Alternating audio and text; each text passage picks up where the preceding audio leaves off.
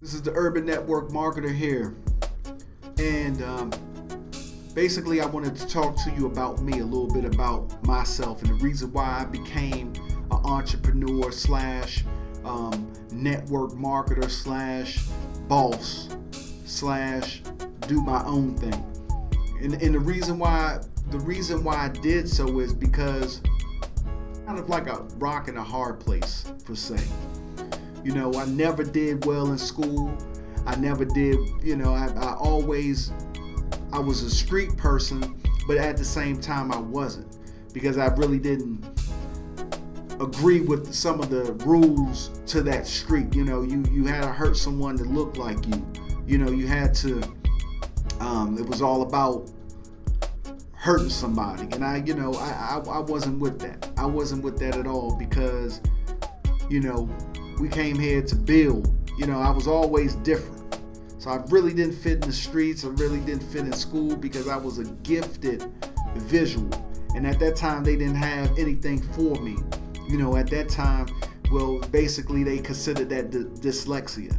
So they ain't have no time, for that. And I really didn't, I used to think school was whack. So I learned from the school of hard knocks. I learned from the streets. I learned a little bit of life. I learned life. I learned how to, deal with issues and deal with jobs and things of that nature. So that was basically the foundation of the reason why I was set off to be my own boss, period, because I didn't fit in.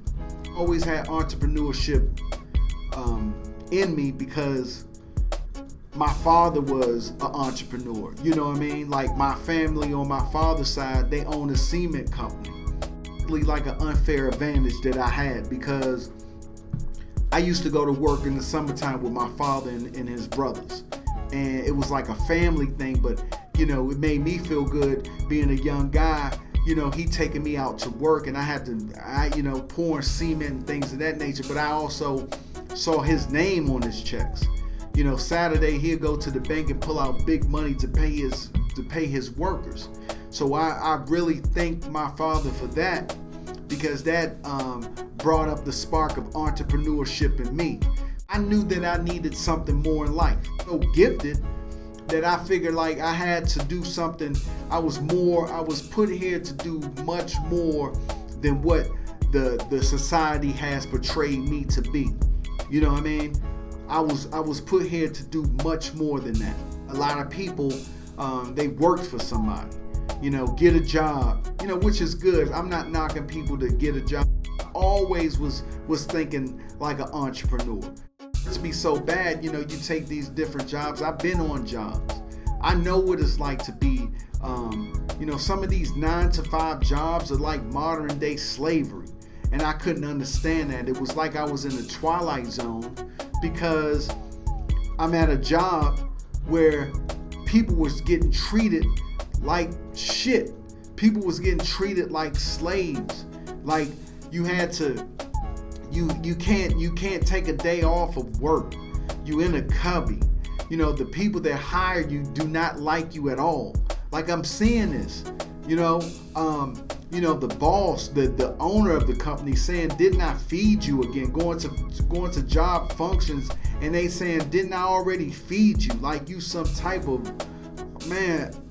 And also seen the owner pull up a manager and told him to get against the wall and assume the position. You already know how this go, and frisk him like he was the police.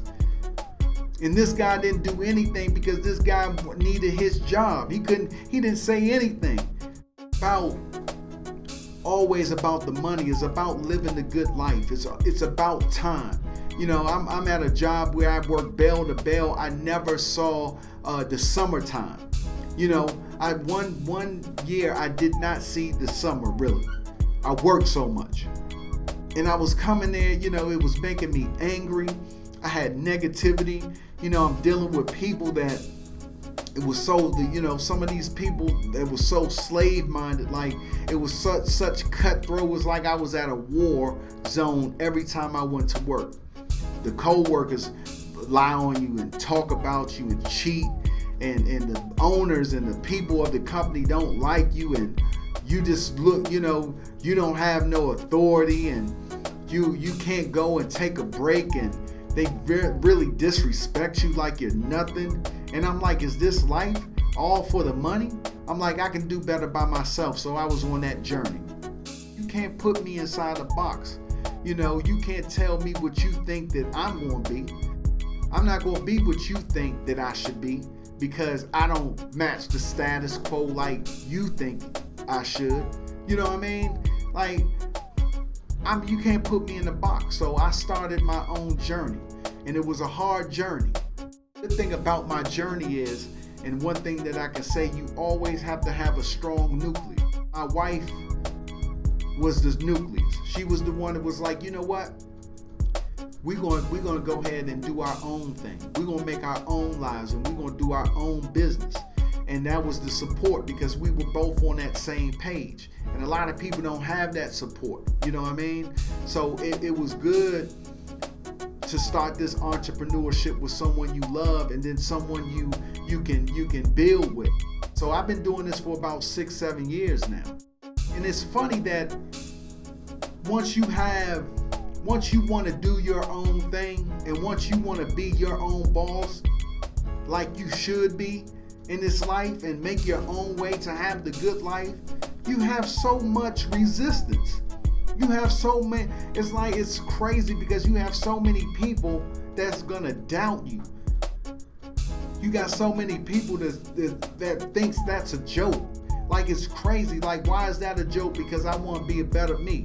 Why is that a joke? Because I want to have, because they don't believe in themselves. And like I said, you can't put me in a box. You don't know, you can't figure me out.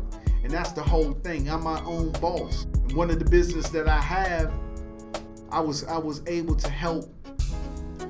I was able to help families in different countries make over 6 figures with one of the businesses that I partner up with. I had a chance to go to Africa and speak in front of 10,000 people. This guy from the streets, this guy that was considered a write-off.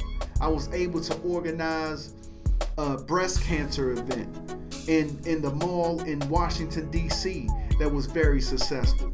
I had a store, an educational center, in Alexandria, Washington, D.C. I was, and right now I don't even live in the country right now.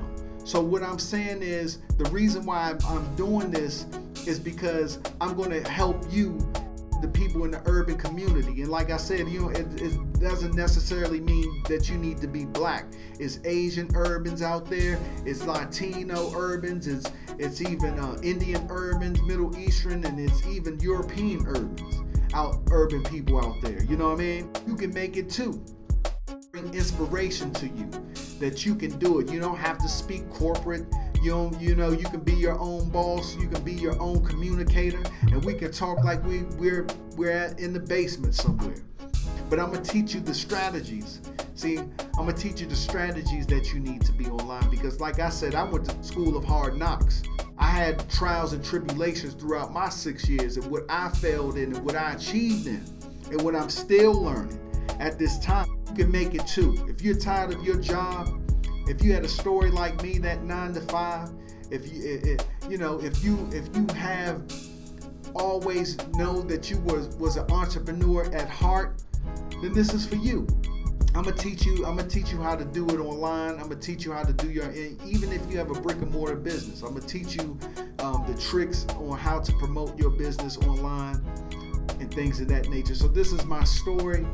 I hope you listen to this. I hope this was inspirational for you. Like I said, I'm not perfect, but my dreams and aspirations are. Thank you so much.